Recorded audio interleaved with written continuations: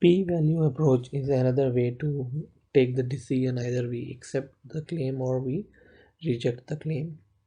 Actually, p-value is a probability of obtaining the test statistics equal or more extreme than the observed sample value. Let's see how to calculate p-value. Everything is exactly same. Uh, and here the p-value rule. If p-value is less than alpha, what we decide in the beginning, level of significance, then we still reject H naught, and if p-value is greater than alpha, then we do not reject the claim. Now we see how to calculate the p-value. Everything is exactly same as I said. First step, state null and alternate hypothesis. Second step, choose level of significance. Third step, determine the appropriate test statistics and sample distribution. Fourth, collect the data and compute the value of test statistics and the p-value. Here in the fourth step, the only difference is, and then in the fifth steps, or so called six steps, we make the decision that if p-value is less than alpha, then we will reject, and if p-value is greater than alpha, then we will accept the claim. We still continue with the previous example that tests the claim that the true mean diameter of the manufactured bullet is 30 mm. Assume that sigma is 0.8 mm. So first of all, again likewise, we decide null and alternate hypothesis. So his claim is every diameter is 30 mm, so we go against it, not equals to 30 mm, so that is why it is two-tailed test. Specify desired level of significance and the sample size. Level of significance is given 0.05, and also sample size would be given, otherwise you can choose your own. Okay, number 3, determine the appropriate technique. Sigma assumed known, so that is why we use z-test. Collect the information and calculate the z statistics. So we substitute x bar, mu, sigma, n, and we get z statistics -2. Now here is the change.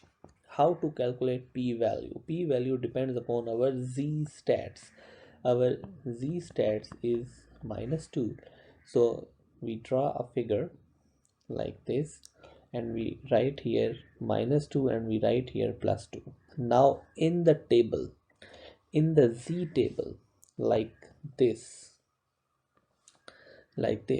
you will see where it comes -2. So you will see less than -2, -2.00. Here you will see 0.0228. So corresponding to z -2 in the z table, here it is -2, here it is 00. In the z table you will see this is 0.0028. So this area less than -2, this area is 0.002, and this area would be positive 0.022. Since it is two tail, so we will add this one and this one, because it is two tails. P value 0.0228, this one plus this one, so this is our p value. I repeat it once again, p value comes from z table, and on the basis of z stats, which is we calculated -2, we write here -2 -2. In the z table we see corresponding to -2 what is the z value, what is the p value probability. So 0.0228 and 0.0228. So in this way p is 0.045. Is the p value less than alpha? We chose alpha 5%, which is 0.05. So p value is 0.04. So p value is less than alpha, so still we reject H naught. So this is another way to decide reject or accept H naught. And what we did in chapter 8, we were constructing confidence intervals. So confidence intervals also tells us the same thing. If we construct the confidence interval for the same example, x bar is 29.84, sigma is 0.8, n is 100. Alpha, we took alpha 5%, so it means confidence interval is 95. So we develop confidence interval.